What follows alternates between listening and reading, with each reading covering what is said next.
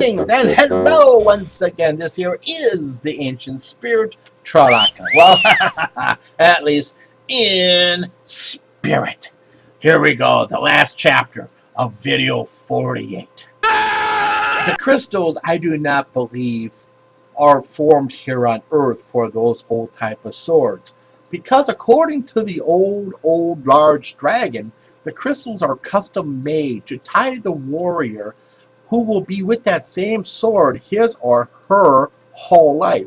It is meant to tie the warrior's inner body energy field to the sword. This creates a oneness between the sword and the warrior, for each warrior, just like humans, have their own frequency, which is their identification. And this is so very true. This also creates an effect of the sword having a shiny shimmer around the blades. Now, just the blades, not the whole thing, of these sharpened blades, the old dragon continued and said, it was this part of those kind of warriors which steered many from confronting them in many areas, for many civilizations did not and could not replicate that same type of blade to make the energy flow from the warrior's energy body through the blade and back into the warrior's body, back and forth in a continual manner. He continued, that old large dragon, who was getting tired now, saying that there are stories of different labs of species trying to make these blades, who were driven fully insane and deaf by their own means from trying to make these blades which used to be used, the dragon continued, though I could tell he was almost falling asleep now. What made the blade so deadly wasn't so much the oneness of that one atom blade effect which made it so strong. It was the inner warrior spirit energy which was tied, or rather bonded, to the blade through those special crystals and back again, which created a blade which was so intensely sharp that its own weight of the blade could cut through a normal weapon or sword and so forth.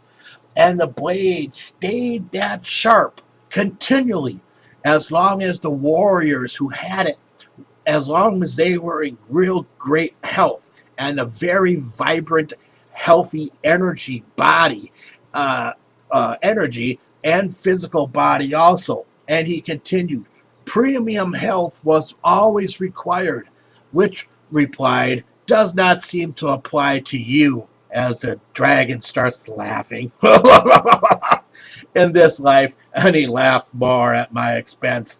I replied, hey, hey, I'm not in that bad a shape, as my girlfriend and I both laughed. So, I continued, so are we at peace now? He replied, you have showed me within you.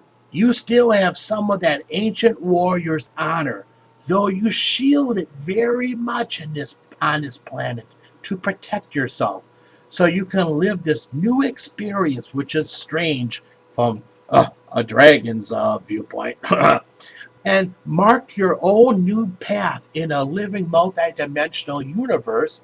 For this, I respect you, the dragon responded, and then continued, I will remove that mark of bounty from your name in my family, though know this, there is others who just might remember the wrong history and come looking for yous and others of you who were there at these different times. Okay? I quickly replied, could I have some clues?